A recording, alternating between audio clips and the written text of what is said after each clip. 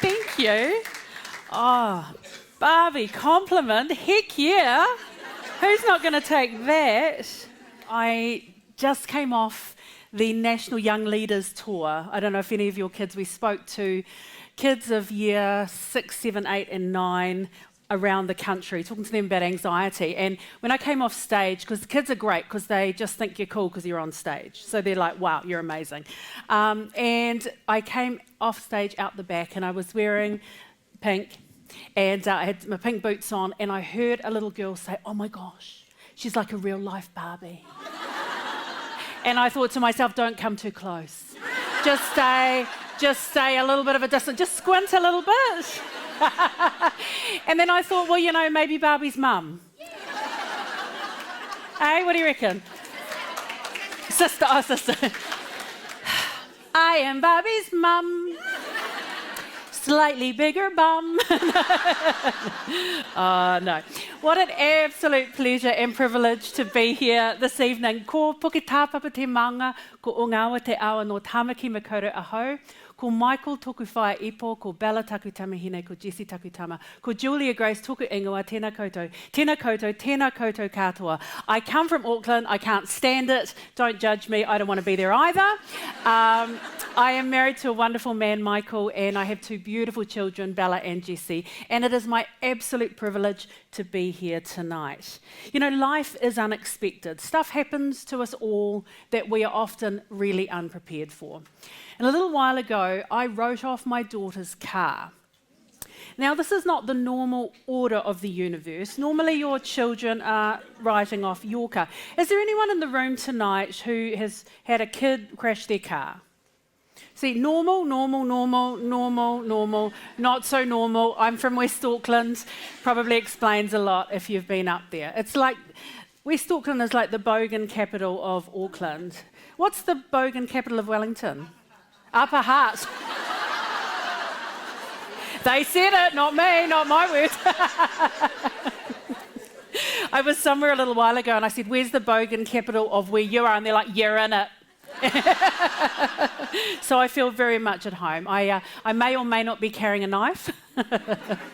I'm kidding, of course I'm carrying a knife. But I have come from West Auckland, and so from where I'm from, we do things a little differently. So I took a car out on the main road and I ran it into the back of a parked truck. Now, I don't really have any good excuse for this part of the story, so if we could just leave it there, that would be great. But I went down to the panel beater and I said to the man, can I get a loan car? And he was like, sure, no problem. And he gave me a loan car and he said, look, before you go, I need to give you some really important information. So he said to me, instead of this car having a handbrake, it's got a foot brake. Now, that's important information, right? I can see some people nodding, yep. But then he started to go on and on. Ladies, he was mansplaining. You know, blah, blah, diesel, whatever. And they say all sorts of things that you're not really interested in. And as you can tell, I'm more of a big picture kind of a girl. So I sort of switched off and I drove away. A few minutes later, I pulled up to the first intersection and it was on a hill. And in this moment of time, my conscious brain and my subconscious brain began to have a korero, a little conversation. Now, my conscious brain said, oh, foot brake, foot brake. The man said foot brake. So I jammed on the foot brake and I felt so proud of myself. You know when you do something right and you're just like, oh, I need a medal. I am nailing life. I felt really, really smug and self-satisfied that I had listened for long enough. But of course, that was just the conscious part of my brain. Now, I have the incredible privilege of travelling around New Zealand and around the world, talking to people from a psychological point of view about their mental health, teaching people to be kind to their mind. So I'm fascinated with the brain. I'm fascinated with how it works and what's going on under the surface. And I'm really aware that our conscious thinking is just a small portion of our decision making. You know, we do stuff and we feel like, yeah, I'm in control, but all of our decisions are informed by other things. Our upbringing, our cultural backgrounds, what our mum said last week, what we had for dinner, the mood that we're in, these things actually inform our decisions a lot more than we believe it to be true.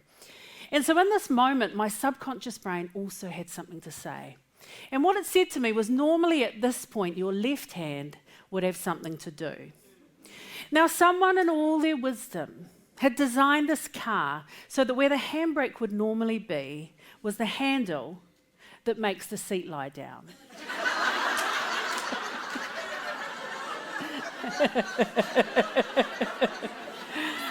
I know. Clearly not designed by a woman. Anyway, so I reached down, I lift the handbrake, and I disappeared. Smug and self-satisfied, out the window. Let's start this evening with a little bit of reflection. You don't have to put your hand up and tell me, but thinking, what is your handbrake moment?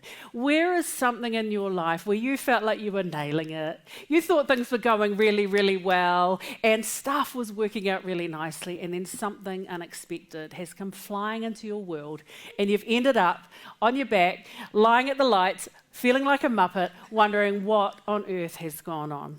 For me, that's my physical handbrake moment. My metaphorical one has been my mental health journey.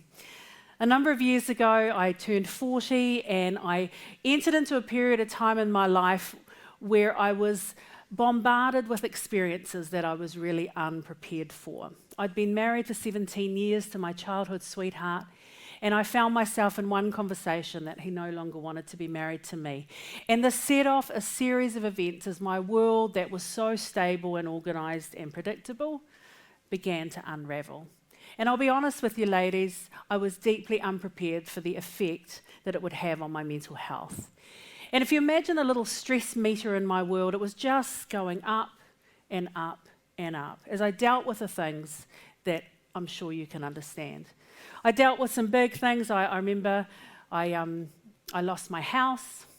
Well, I didn't lose it. I know where it is, but I had to sell it. And the disbanding of my family, and just these things going on around me. And if you could imagine a little stress meter going up and up in my world, I started feeling incredible pressure and stress, which turned to high levels of anxiety, which turned to spirals of clinical anxiety that would wake me in the night, just suddenly like a hair trigger with these thoughts that I just couldn't get out of my head, which turned to panic attacks and eventually to clinical depression. And I found myself dealing with more than just heartbreak and more than just a tough day.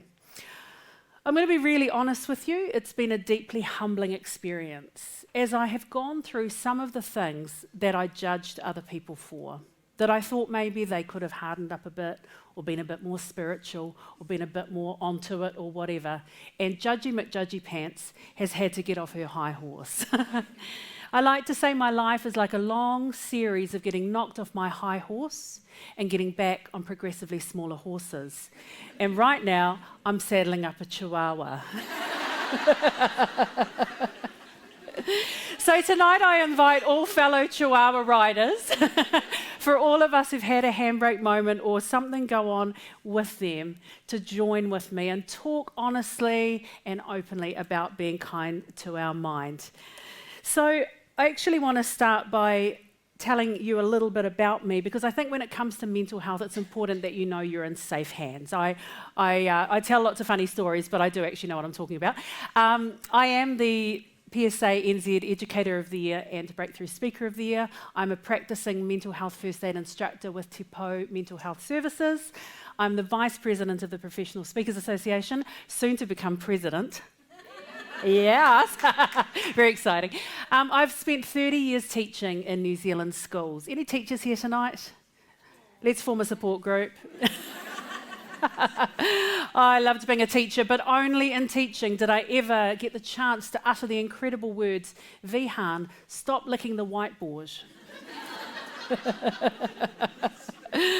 True story. I wish I was joking.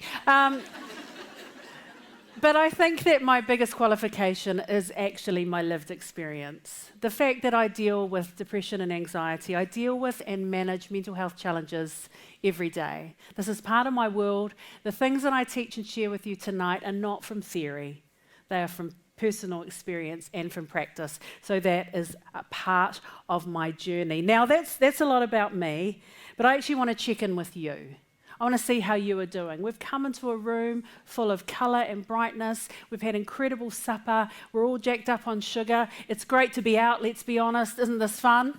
But I'm also really aware that in every room there will be some people who are finding all this stimulation a little bit hard to deal with. And that's actually perfectly okay. So let's figure out how we're feeling. We're going to start with a Chihuahua check-in.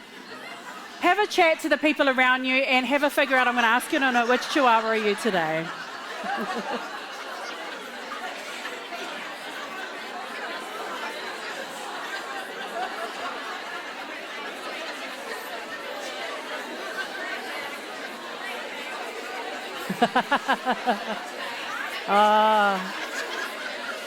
All right. Okie doke. Oh, I knew I was going to need the chicken. I bought the chicken just in case. I bought the chicken. I bought the chicken in case things got out of hand. And it's already starting, right? So this is Charlie the chicken. All right, so what I'm going to do is I'm going to ask you in a moment, I'm going to say 3, 2, 1, go. And when I say go, I want you to hold up the finger of the number of the Chihuahua you think you are. I'm going to take a selfie if that's okay. And I want to see hands raised, which one you think you are. Okay, now I might have to video because, okay, there's so many of us. Okay, we ready? 3, 2, 1, go! Oh, yes. All right. Who's the number one? Any happy little number ones? Love it. We just need some just happy, love it, just feeling good tonight. Yes. Who's kind of a number 2? Not quite sure why I'm here. My friend invited me. Didn't know what I was in for. But I'm smiling. Yeah. 3? Any number 3s? Yeah. Number 3. Who's had a number 3 moment this week anyway, regardless? Not now, but don't we all? 4. I call this dazed and confused. I think it's just a general life feeling. Life is just a bit like this, yeah? Who's feeling a bit number 5? This will probably be us at 9:30 when the sugar wears off. It all comes down. You get home and your husband's like, what was tonight like? You're like, shut up. And of course underneath, aren't we all? Number 6. Everyone say fabulous. Absolutely fabulous. Let's talk mental health. Let's talk mental well-being. I have a little modality or an idea around mental wellness issues, that mental wellness issues are reasonable, universal and manageable. Now that spells rum. Depending on the different audiences, depends on whether they're into that or not. Salvation Army, probably not so much. Anglicans, very popular. Depends who you are. So first of all, they make sense. Everyone give me a thumbs up. Mental health issues are reasonable. They are a reasonable response of the body to the pressures of life. They just make sense. People come to me with these incredible stories of things that they're dealing with, and then they say, I don't know why I'm feeling anxiety or I'm feeling anxious. I'm like, well, I do, based on what you just told me. We live in a world at the moment, there's a lot going on. If people weren't feeling a little bit worked up and anxious, guess who the only people are that aren't feeling a bit anxious at the moment? Sociopaths. People who do not have any empathetic feeling, because we've got a lot happening. You don't need to apologise for being normal. They make sense. Secondly, universal, we are all on a wellness spectrum. This is not about the sick people and the well people, the good people and the bad people, the strong and the weak. Absolutely not. This is about everybody. We're all on a wellness spectrum. Now, there's always someone in every room who's like, oh, I'm sick of this wellness, talking about wellness. I don't need to talk about wellness. I'm really well. Well, you can always get weller. Because you can tell a weller woman. By the way, thank you. By the way, I knew you were going to help me out. I had a feeling. By the way she wears her hair, and of course, in the wonderful words of Rachel Hunter, it won't happen overnight. Amen. We are all on the wellness spectrum. This is everybody. The only 2 things you have to have a mental health challenge at some time in your lifetime is breath in your lungs and a brain in your head. It is perfectly normal. But great news, ladies, They are manageable. There are so many tools in the toolbox. You won't hear me talking about fighting, battling, overcoming. I talk about dealing with and managing my mental health in the same way that I talk about dealing with and managing my physical health. I'm fascinated with people, we talk about this other. There are no other. I spoke once at an organisation and we'd put on an event like this in a suburb. And a lady said to me before we started, she goes, "Why didn't you do it in this other suburb? There's more of those people there." I was like, let's unpack that a little bit, shall we? Really interesting. And then I was like, did you listen to anything I said? This is everybody. There is no other. We are all on the wellness spectrum. And you know what? That is perfectly okay because we all deal with stuff all the time. We're going to play a little game to find out if we have some things in common, because although we look very different, we do have some commonality. We're going to play a game called Put a Finger Down. So just pop your hand up like this, and if what I say is relevant to you, you're just going to pop a finger down, and we're going to see if there's some people by the end who are left with maybe one or no fingers left up. Put a finger down if you've ever got tired from cognitive thought. So you've been doing something that takes a lot of thinking and it's made you feel quite tired. Often we come out of those situations and we say to ourselves, I haven't even done anything, but I'm exhausted. Anyone in that situation, maybe planning for an exam or doing some thinking and you felt quite tired? Put a finger down if you've ever walked into a room and completely forgot why you were there.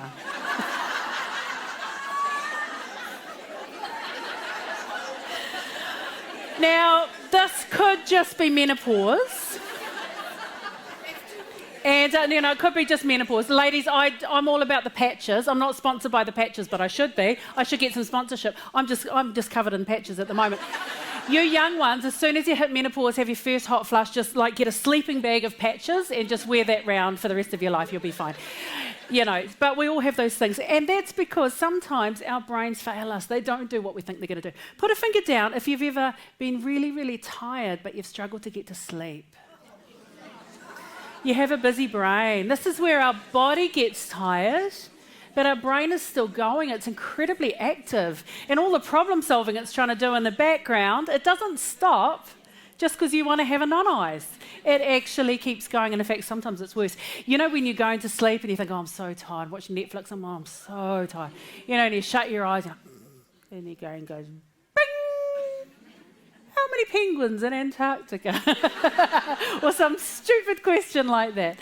We have busy brains often. Put a finger down if you've ever gone into something like an exam or a meeting or something that you've been really well prepared for, but you've had a complete mind blank. Your brain's just gone blank and the information has just disappeared out of your head. Anyone found themselves in that situation?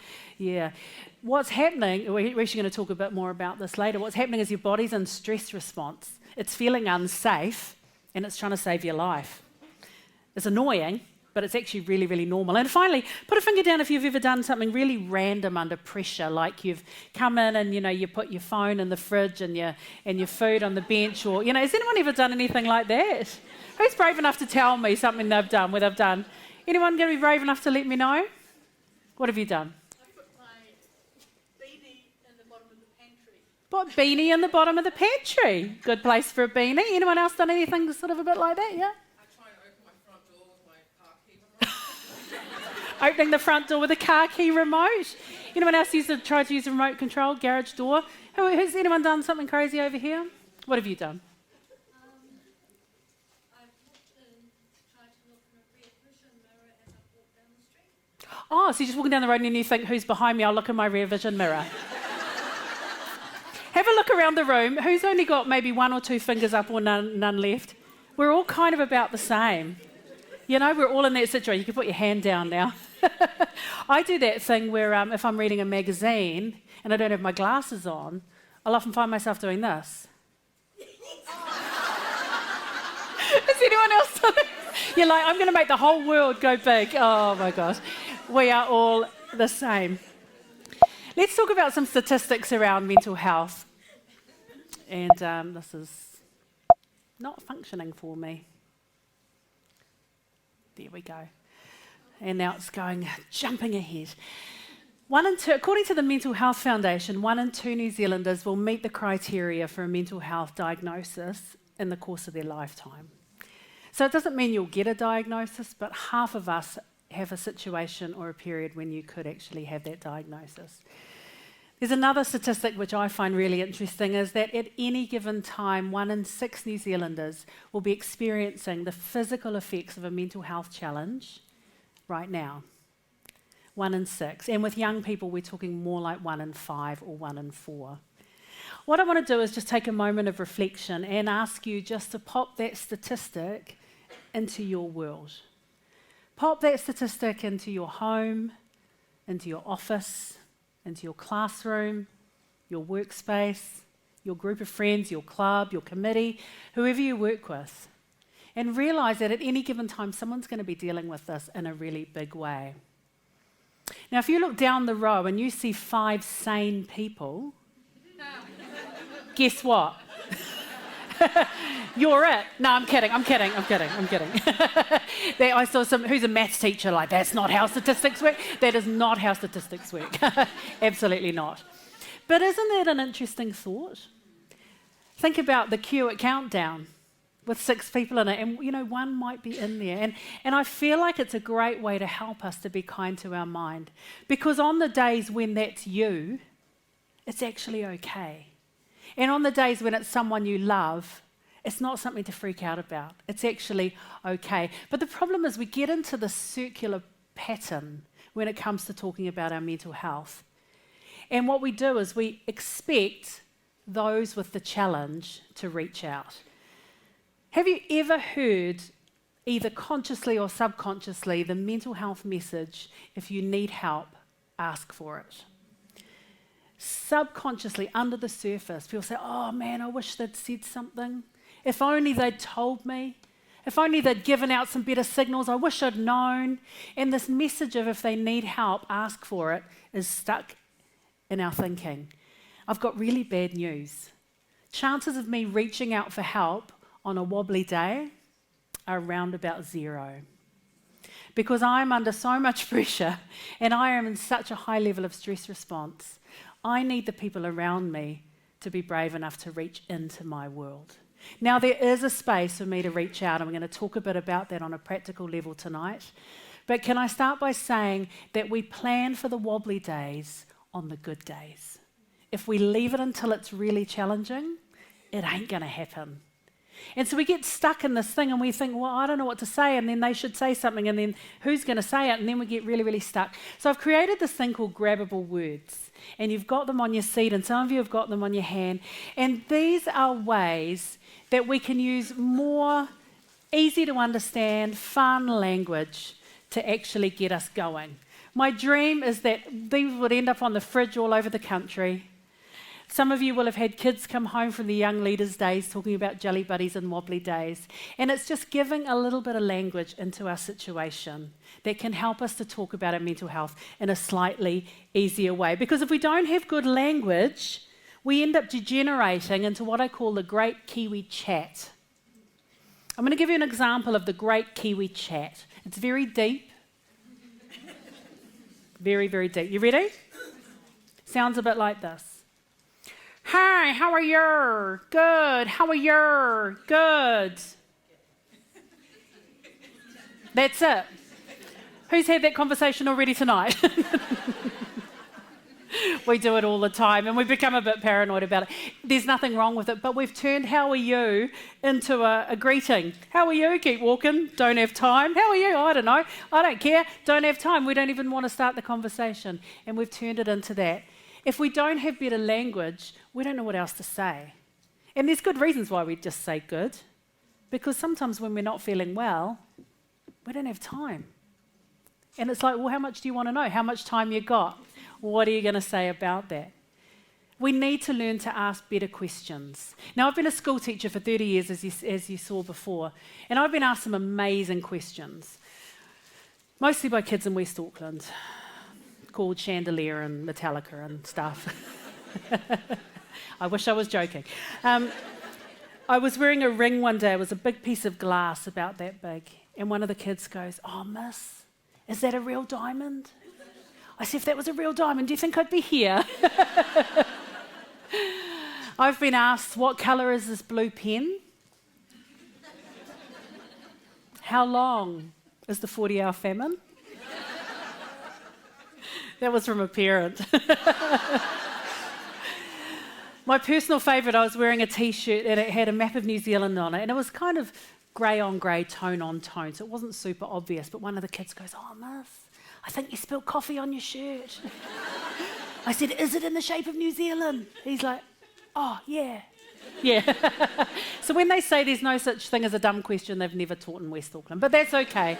It's all right. We need to be able to ask some better questions. So I've come up with some better questions, some grabbable words, and we're going to go through them tonight. And my hope is that you can take some of the stuff away to use in your world. And the first one is that stressed out brains are offline brains.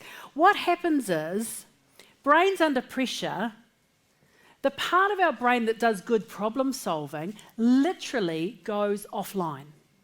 So just when we need it, seems annoying, just when we need it, that part of our brain goes offline. Now there's really good reason for that, because that's the part of our brain that we don't need to just survive. Our brains will prioritise survival over anything. So if a saber-toothed tiger was running through here, we wouldn't be like, right, so did it come from the zoo? I wonder what we should do. All our brain would be like, get out of here as fast as you can, and it would override any problem solving to save your life. But that's a problem in our modern world, where most of the threats we experience are not actually going to kill us. They just feel scary. And problem solving goes offline. So what goes offline in a SOBOB brain? These are the things that go offline when we're feeling a bit under pressure. Time management, problem solving, ability to plan, creative ideas, and communication. What are the 5 things you need to get through the day? What are the things your kids need to do a good day at school? What's the stuff we need to survive at work? All these things. And we wonder why we're feeling so stressed. I love using this terminology because what it does is it helps us understand that when we start to feel like we're dumb and we feel like we can't handle stuff, I call it falling through the cracks. When my brain gets under pressure, I start losing the keys, losing the plot, forgetting my password. Things that would normally be really, really simple start like disappearing out of my ability. And immediately I think, oh, what an idiot. But actually, no, I've got a SOBOB brain. We need to be kind to our minds when we're under pressure and realise that our ability to problem solve has actually gone offline. At the moment, I've got a bunch of these things on my social media, on Instagram and Facebook, with some little colourful tiles. And if you're interested, you're going to get some ways to connect into that later, to follow through some of these really simple concepts and share them around, to say it's okay to be that person where you're not dealing with things quite how you used to be. You've just got a SOBOB brain, and actually that is perfectly okay. I had a SOBOB moment one day. I was in the supermarket and a lady knocked a bottle over and it had teriyaki sauce and some of it splashed on my leg. And I kind of wiped it off and I thought I'd got it all. But later on that day I was in the Pilates studio, and as the room began to warm up, I just started to smell this really delicious smell. I could smell beautiful, like really, really nice Japanese food. And I was like, Japanese food. And then I stretched to the left, stretched to the right, stretched down, and I was like, no, it's me. I'm having a SOBOB moment. I hadn't cleaned up my leg properly. Here I am. Everybody wants to eat Japanese. So we all do these things that happen to us. My question is to you to reflect tonight, when it comes to that frontal lobe, who are you the fill-in frontal lobe for? Do you have someone in your world who's under pressure, and so their problem solving's gone offline, so you've actually got to kind of fill in for them? And that can be quite tiring. Might be a parent, might be a child. I've got bad news for parents. This part of your brain is not fully developed until you're in your 20s. And they do say for second-born son, up to 34. Oh, help me, I've got a 19-year-old. Yeah. So to some level with our kids, we are the fill-in frontal lobe. All those teachers, you're fill-in frontal lobe for all of them. You are helping. No wonder we're so tired. Nurses and those in caring jobs, we are fill-in frontal lobe for people under pressure. So we need to make time for ourselves and give ourselves a break to step away from that. So that is our so Bob. Stressed out brains are what? That was average. Stressed out brains are what?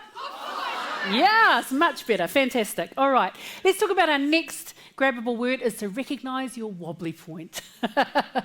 I love this. After COVID lockdown, I came out with lots more wobbly points than when I went in with, but they were more physical than metaphorical. But what we're talking about is the point at which your brain is feeling this sense that if I don't do something differently, everything is going to start to fall apart. The wobbly point is not just a drama. We don't cry wolf on the wobbly point. Oh, I broke a nail, I'm feeling wobbly. This is that horrible feeling that if something doesn't change, it's all going to turn to custard. Now, the thing I love about the language of the wobbly point is we can all use it. Kids can use it. Adults can use it. If you came in tonight and you said, honestly, Julia, I'm feeling a bit wobbly. I don't need to know who, what, when, where, how, why, what your mother said when you were 7, what you had for dinner last night. It's not a psychology session. I'm not in charge of you from here on in. All I need to know is I will treat you a little bit differently. And I love the idea that we can just put some fun, easy-to-use language around this. The fact that it's colourful and the fact that it's fun is part of the science behind it. I've got a group that send each other a GIF of a jelly. If they're not feeling great, they just send that through an emoji of a jelly, just a little picture. And if you can't even say the word, if you walk into your workplace and someone's like, how are you feeling? Just enter the room like this. We'll get the picture, right? No, I just love this language. And I use this with a bunch of Year 9 girls, and we were talking about this. And, because the language around mental health can be difficult. We say, I'm feeling anxious. What do we mean? Do we mean like just a little bit anxious because I thought I left the hair straighteners on, or normal anxiety? Or am I talking about really big spirals of clinical anxiety? The word depression, it even feels depressing. And it's just hard to use those words. But just to say to someone, honestly, I see you've been having a bit of a week. There's a lot going on. How you doing? Are you a bit wobbly? And yeah, I am. There's something I can do about it. So just a bit more fun, a great way to start the conversation. And of course, we all have wobbly days. So what's going on in our brain when we have a wobbly point, when we feel that stress response? Our body goes into one of 4 stress responses. So it either goes into fight, flight, freeze, or fawn mode. So fight mode means when something happens and we feel quite aggressive and we will, save the day or start a fight or come out firing. Who knows you're a fighter? If I was like, yep, we had a fire, you've got 2 people who are going to help us if we have a crisis. Anyone over here? Oh, look, good, 3, 4. We love you. That is amazing. But you'll come out firing, and that's great. Who knows you're a flighter? You want to get out of there as fast as you possibly can, no responsibility. You'd probably not be here. All right, who's a freezer? Who tends to just kind of freeze up, don't know what to say? Absolutely. Fawn is an interesting one. Fawn is where we over-apologise. We take all the blame. I'm so sorry, it's all my fault, I'm the worst friend in the world. Yeah. But the best way to actually experience a little bit of this is to feel it for ourselves. And so what I'm going to do is I'm just going to walk around a little bit and we'll talk about what happens in our bodies when we're feeling like we're in a bit of stress response. So in a minute, I'm just going to grab one of you. I'm going to ask you just to jump up and grab my guitar. The mic's on. The camera's on. Might even live stream you on YouTube. I don't know, just to keep it, just to make it fun. Just get you to pop up on stage. Just grab that. Just sing us a song. Or you could even write a song. You could just write a song. Is anyone going to be brave enough to tell me what's happening in your body right now? Is anyone feeling any sort of slightly wobbly symptoms? What are we feeling? Is anyone brave enough to tell me what you're feeling? What are you feeling?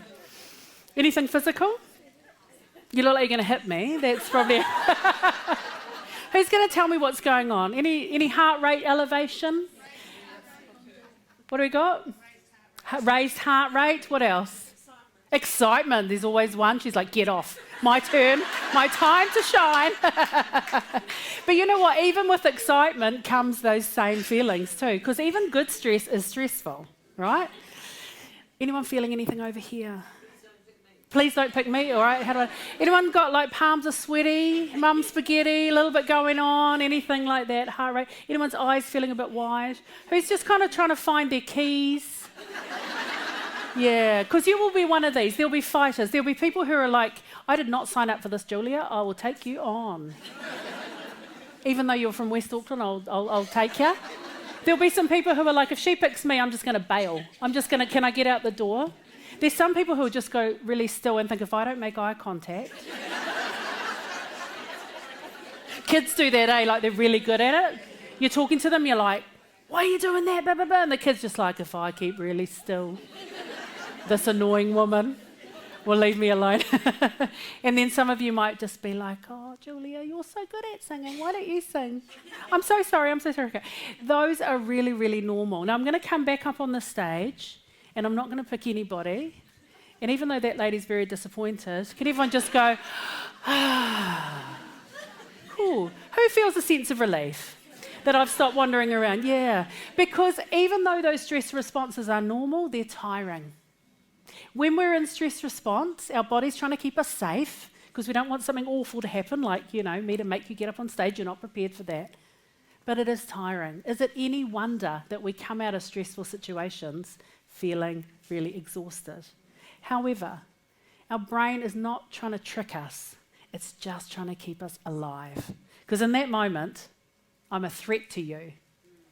Even though, you're here for a good time, it still feels like a big deal. So those things happen, and there's a lot going on. So what do we actually do about it? What can we do about it when we're in the moment for the wobbly point? And I've got a couple of things here that we can do in advance and some things that we can do in the moment when we are feeling like that. So everyone's sort of, sweaty palms, a lot going on, and this stuff happens all through our lives. I want you to look at the second half of that slide at the wobbly point. And I've got this thing called smell the coffee, blow out the candles. And what we do is we're going to reset our breathing. Now, this might seem like a small thing. This is one of the most powerful, simple things you can do to make your mood completely change and reset your central nervous system, which is where this response is actually happening. And what we do is we breathe in a couple of times through our nose, and we do a kind of like a sobbing. When you're a kid and you start to cry and you can't stop and you get that, and your mother's like, stop that, and you're like, I can't. It's almost like that sobbing feeling. We do 2 quick breaths through the nose, and then we breathe slowly out through the mouth as though we're breathing out through a straw, and a long, slow outflow of breath. Okay, so let's do it now. Imagining that something is going on in your world that's making you feel a bit wobbly. And we're literally going to do this together. So here we go. We're going to breathe in and then out.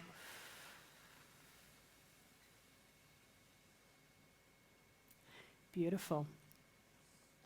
What we are trying to do is give ourselves a little bit of space and a little bit of time before we react.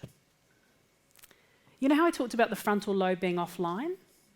It takes about 6 seconds to catch up. So when something really scary or something really nervous happens, when something big happens or something scary happens, our first response is to save our life. But after about 6 seconds, your frontal lobe will kick in. So if you can give yourself a little gap of time before you respond, you will do yourself a big favour.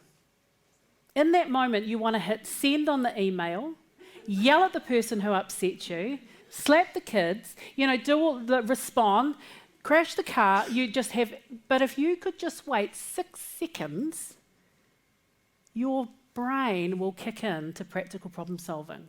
So you need to give yourself a little bit of a gap. Now, I do this thing, who's done first aid? You do that thing where you go, staying alive. I use this for mental health. You do it for compressions. We do this for mental health as well. What we do is using our hands, we just squeeze our fingers and we go, and then on staying alive, we squeeze our fists strong together, and then we relax for staying alive. Okay? So we'll do it together, so our first fingers, we would do it really subtly, but I'll show you now. So we're going to go, so somebody said something really upsetting to me. Somebody yell out, Julia, I don't like your boots. Oh, you can't even. I love you guys. Let's pretend somebody just yelled out, Julia, I don't like your boots. And in that moment, I just want to give them a a few robust words, but I take a moment because I don't want to upset my audiences, because what will happen is people will no longer come to my events. So I need to take a little break. How long do I need before my frontal lobe kicks in? 6 seconds. So in that moment, I will go, staying alive, staying alive. Now, if I feel doubly worked up, I might do it again. Now, you don't have to do it to their face. Although that could be quite effective, you know, if you're at work and they've really upset you and you're just like, stay alive, stay alive. Oh, and I'm going to do it again. Like, don't do it right at them. Yeah, say it twice. You're a double staying aliver.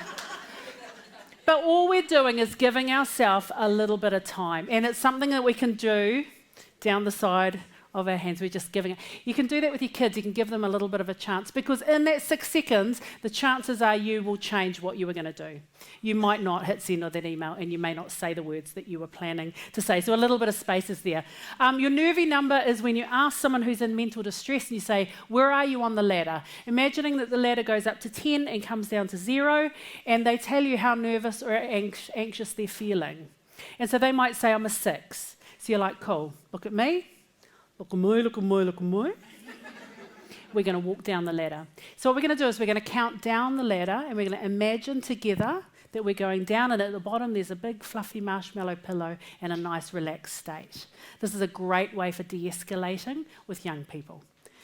So you're like, where are you on the ladder? I'm a 6. Cool. Look at me. Here we go. 6, 5, 4, 3,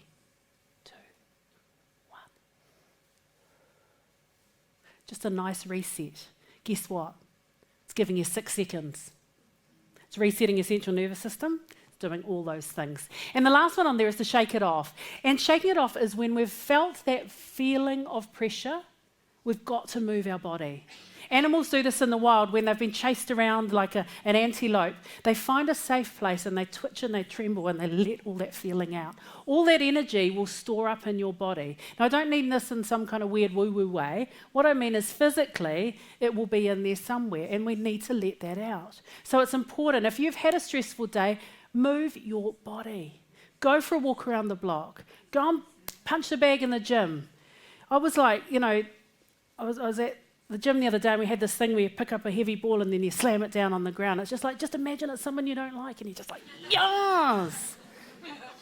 I probably shouldn't have said that, but, you know, just using that energy, just letting it out, having those feelings, and you can actually shake that energy out of your body and move it. All right, in advance, what do we do to create a resilience kind of culture in our world? And one of the things that I want to encourage you to do is to celebrate tiny wins. Because I reckon in life that we spend too long worrying about the big stuff, and what we need to be doing is celebrating the little stuff. Because every day you will be doing stuff that's hard, and you celebrate it, and you got over it, and you persevered. So I want to give out a little medal tonight. I want to know who's done something really lame this week, but you should have got a medal. Like you cleaned the skirting, took the junk out of your car. Didn't, you know, who deserves a medal? Who's going to nominate themselves? What did you do? I cleaned out my car. Cleaned out the car. Give her a pucky. She gets a medal. Not enough medals given out in this life. Anyone over here want to nominate themselves for a tiny win? Who's done something this week? I was all by myself at work. You what? All the staff was sick at my work, and I was all by myself. All the staff was sick and you worked all by yourself. That's a good one, but pucky for her. Wouldn't it be cool if we lived in a world where we celebrated stuff more? You with your friends actually go around. I just carry medals with me and give them out as I go. It really frightens people, but I love it. I just like this idea that we can actually get those wins. Setting Goldilocks goals. Goldilocks goals are learning to set a goal that's not too big, it's not too small. It's just right. Learning how to set a goal that you can actually achieve. And then finally from there, finding yourself a jelly buddy. And I'm going to come on to that in a moment. We are heading to the end. I wish I had another hour. I would love to, but I won't go too long. I will be back here tomorrow morning. I'm going to be speaking on the same topic but a different whole set of learning tomorrow morning. I do have some CDs for sale out the back. I've got Girl on the Kitchen Floor, which I'm going to sing to you in a minute, and I've got it as well, a series of mine and my grandma's favourite hymns. I'm going to sing one of those tomorrow. You're going to get a sneak preview. I do not have any of these, but I am literally in the process of writing my first book, saddling up a chihuahua. This has been an absolute labour of love. My daughter has gone through and done beautiful illustrations for me, and this is just a first print before we go to print. So that is going to be coming out very soon. Please keep an eye on my website and all those sort of things. I would love to share those with you. But the last grabbable word you've got on your thing is around the 1 degree of change. 1 degree of change talks about the fact that if we make small changes, we are more likely to end up with consistent results. Often we go to things and we talk about our health and we talk about go and get fit and that's really, really important, and you go home and you're like, oh, I'm going to go to the gym every day for the rest of my life. No, you're not. But you could go for a walk twice a week. You could take your coffee break at work and grab your coffee and a takeout and just go around the block.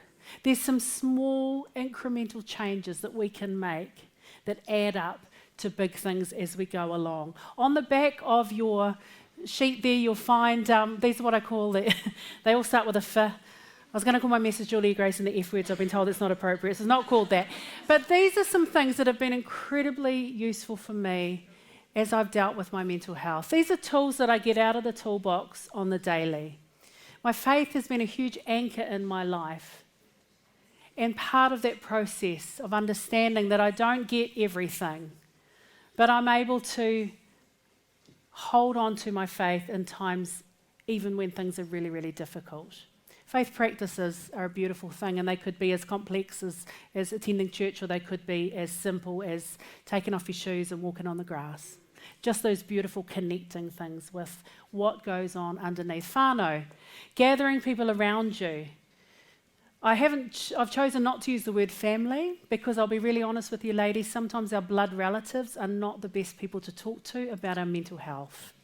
They're too close to the situation. We need to be wise when we're talking about something that's very important to us. We also need to be careful not to destabilise the relationships that are around us. If I'm struggling with motherhood, I don't sit my daughter down and be like, oh, I'm not really enjoying this motherhood thing. Would I, right? Because I'll just totally freak her out, and it'll just destabilise that relationship. I find another mother, and I sit her down and go, oh my gosh, this is hard, eh? And she's like, yeah, same. And we have a kōrero, and we encourage one another, and we move on. It's important to be careful who you talk to. That's why we come onto therapy. Love a good therapist. Love counselling. I love the idea that, somebody can just help us to untangle what's going on. Somebody external who can help make sense of what's going on in our brain. We've got fullness. I call this the things that make you go, things that make you go, Stuff that makes you come alive. What do you love doing? Not what do you have to do or what do you need to do. What do you want to do? And I know at some stages in life that's incredibly difficult. If you've got little kids or you've got a situation where you've got kids to care for, parents to care for, a lot going on in your world, this is hard, but it's actually really important to set the example. I don't want my kids to set the example that mum is a doormat, because I want them to grow up to not be doormat for someone else. So part of that is setting a good example for them to say, these are the things that I like doing, and they may be different to what you do.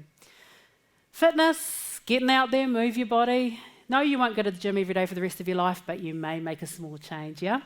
Food, I won't give you a lecture around the link between food and mood, because we've had a lot of sugar tonight, but we'd be crazy to think that there wasn't a connection. What we fuel our body does have a bearing on how we feel. So fueling it generally with good food the majority of the time, and then of course having our fun treats and stuff as well, and that's totally fine.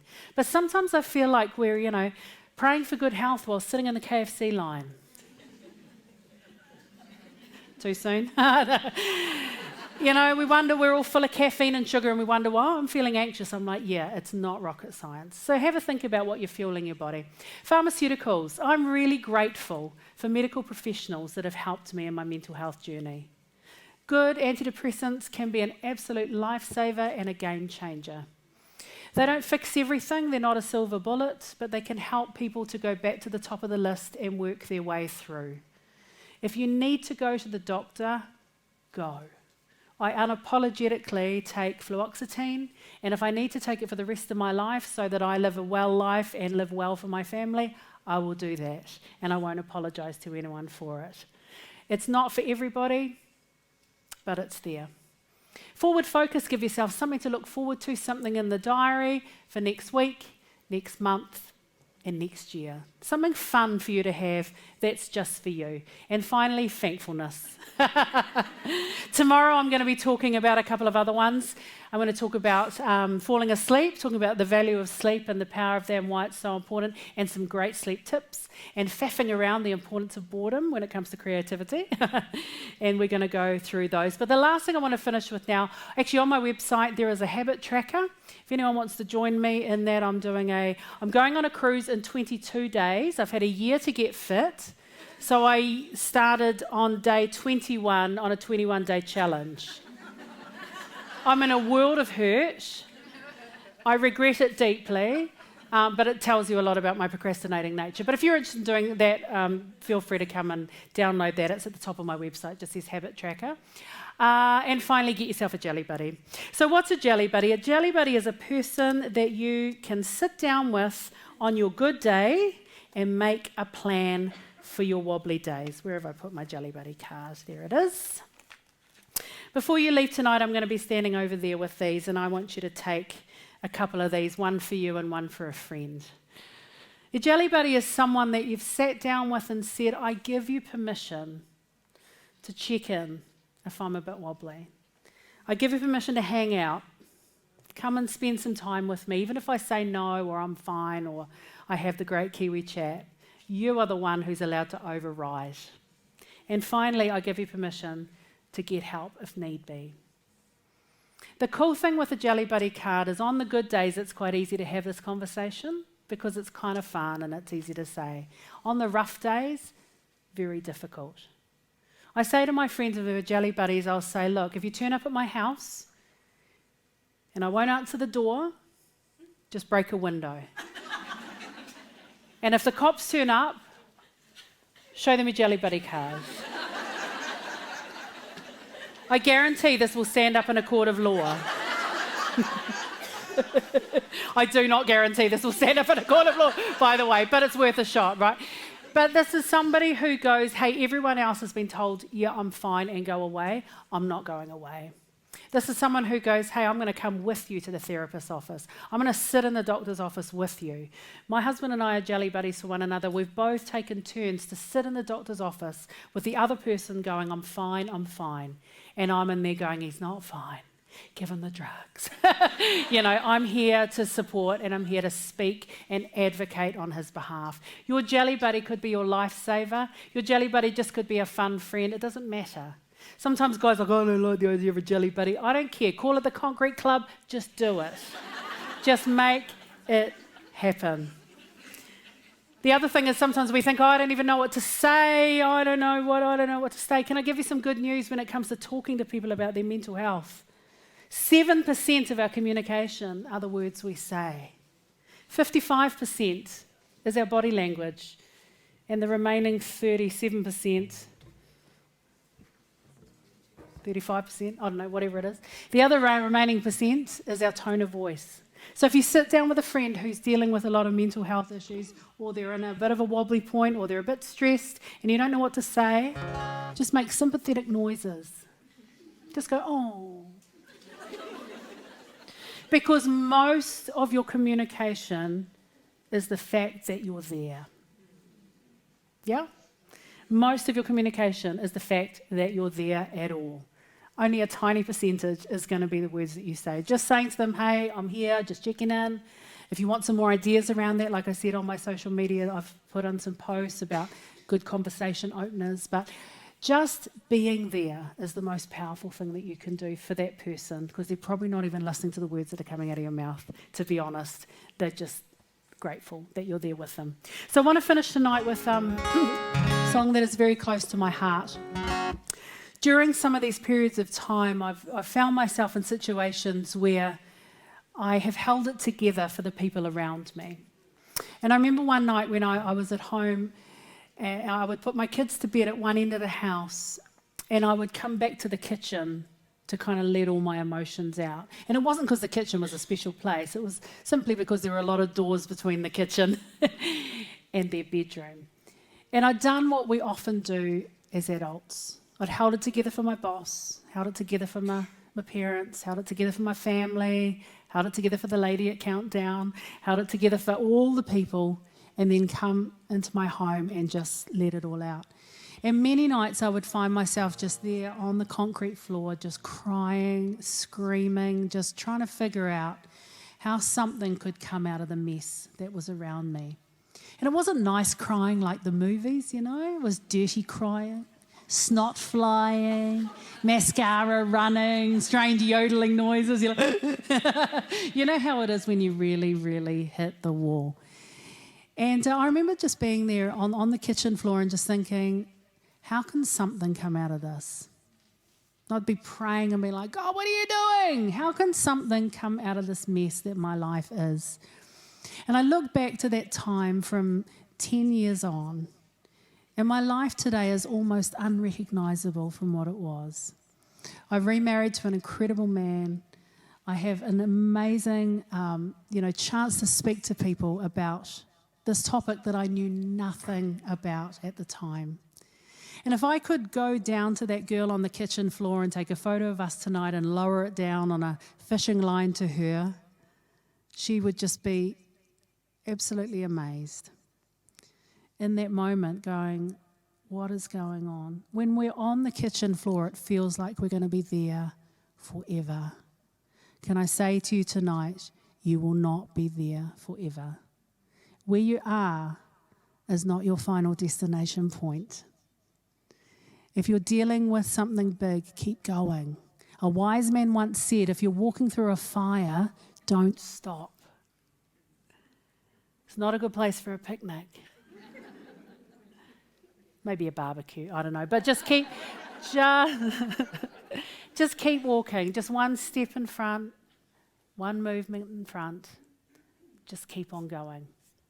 And so if I could have a conversation with that girl on the kitchen floor from here, this is what I'd say.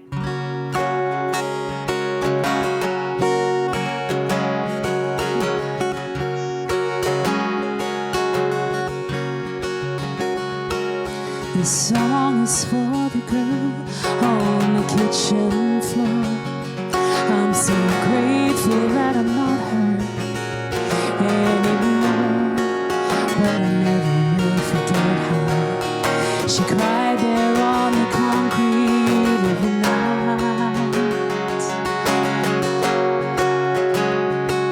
This song is for the girl who had given up hope, who had watched her dreams and promises go up this way as she faced the bitter knowledge there was no more comfort inside.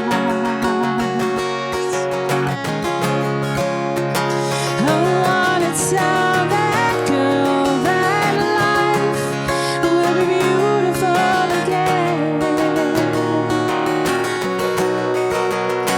I want to tell that girl that her days will be full of love again. And I've got miles and miles to go, but in my heart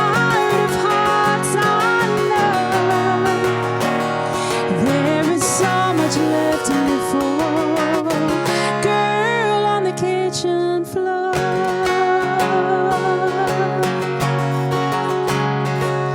This song is for the girl with the tear-stained face, who in the face of tragedy hung on to her faith like a lifeline in a tempest.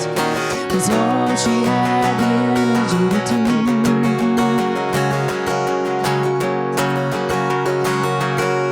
This song is for the hearts who were shattered and torn, who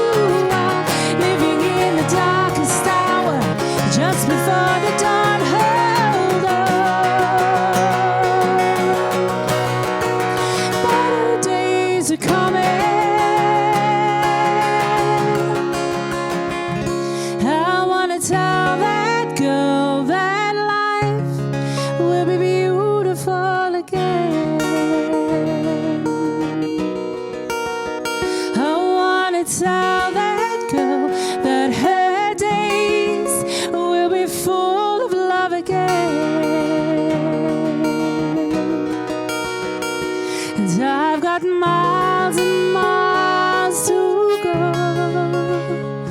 but in my heart of hearts I know there is so much left to live for. Girl on the kitchen floor.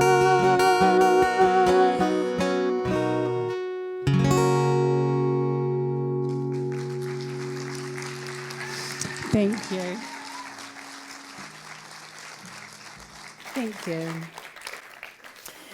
Thank you so much for coming tonight. Thank you for being so open-hearted and allowing me to share. So honestly, I hope that you can take away something practical and share that. I'm going to be out there with Jelly Buddy cards. I want you to leave with Jelly Buddy cards with you. When it comes to looking after your mental health, kia kaha, kia maia, kia manawa nui, be strong, be steadfast, and most of all, be willing. Thank you. I'm going to hand it.